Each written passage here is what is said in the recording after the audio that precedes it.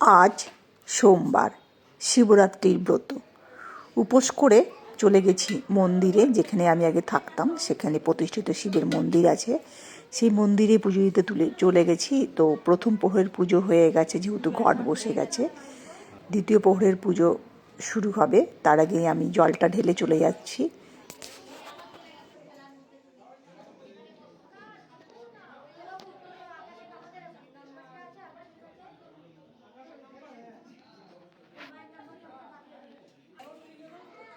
শিবরাত্রির ব্রত 4 প্রহরে 4 বার পুজো। সেটা যখন ওই বাড়িতে থাকতাম তখন তো সেটা খুব ভালোভাবে উদযাপন করতাম। বড় করে প্যান্ডেল করতাম, প্রচুর লোককে খাওয়াতাম, আর খুব সুন্দর করে ডেকোরেশন করে সাজানো হতো।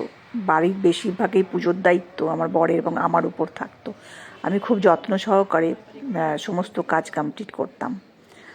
তো এখন আর সেখানে থাকি না, স্বাভাবিক কারণেই। জয়েন্ট ফ্যামিলির নানা ধরনের সমস্যা, বিশেষ করে সম্পত্তির সমস্যা, খুব বড় সমস্যা এটা।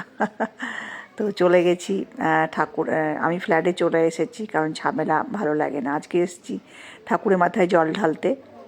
যদিও বাড়িটা আমার ফ্ল্যাটের খুব কাছেই, সেই জন্য চলে গেছি বাড়িতে ঠাকুরের মাথায় জল ঢালতে, ঠাকুরের কাছে প্রার্থনা করতে, ভালো রেখো, সুস্থ রেখো, সমস্ত বাধা বিপত্তি জীবন থেকে চিরতরে সরিয়ে দিও, সুস্থ রেখো, আনন্দে রেখো, খুশি রেখো।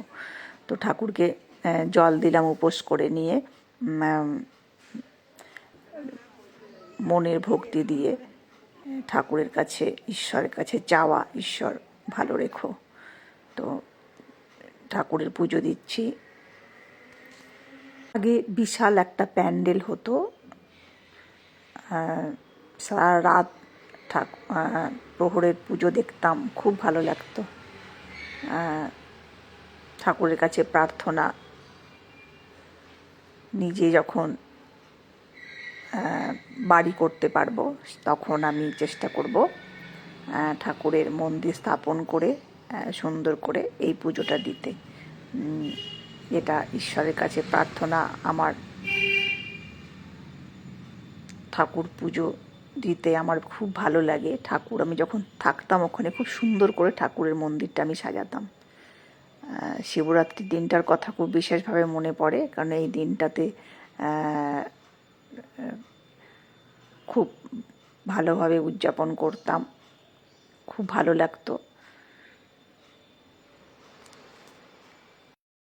ফ্ল্যাটে এত খাটনি করে, এত আয়োজন করে একার পক্ষে করা সম্ভব নয়।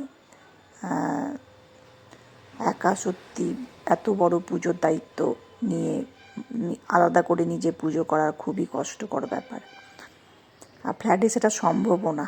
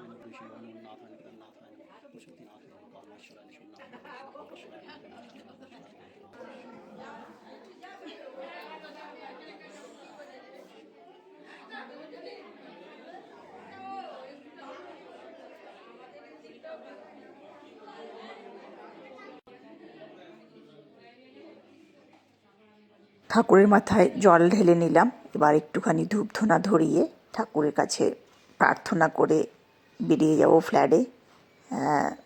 ফ্ল্যাটেও পুজো দিতে হবে। তো এবারের মতো শিবরাত্রির পুজো আদি বাড়িতে এসে দিলাম।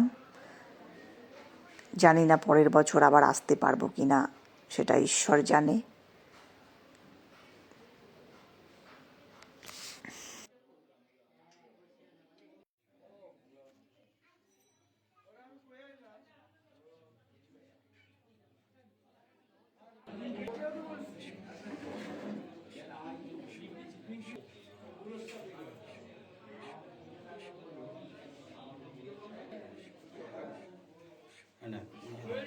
বাইরে বাইরে বাইরে রাখা জায়গা নেই, বাইরে বেলতলা দিয়ে দাও।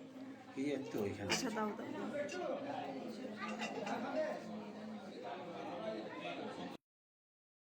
শিব ঠাকুরের নাট মন্দিরের বাইরের অংশ,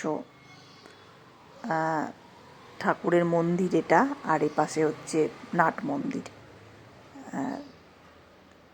পুজোর ঠাকুরের পুজোর পর্ব শেষ, এবার বাড়ির উদ্দেশ্যে রওনা।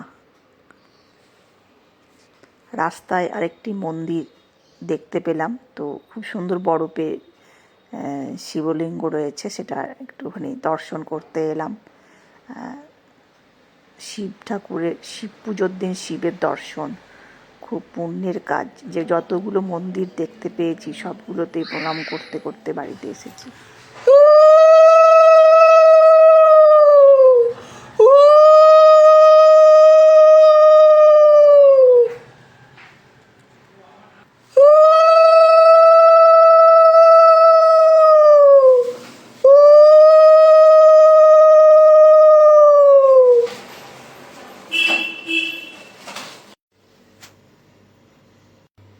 আজকের মতো এখানেই এবছরের মতো শিবরাত্রির পুজো। আমার পেজটাকে ফলো করো, লাইক করো, সাবস্ক্রাইব করো।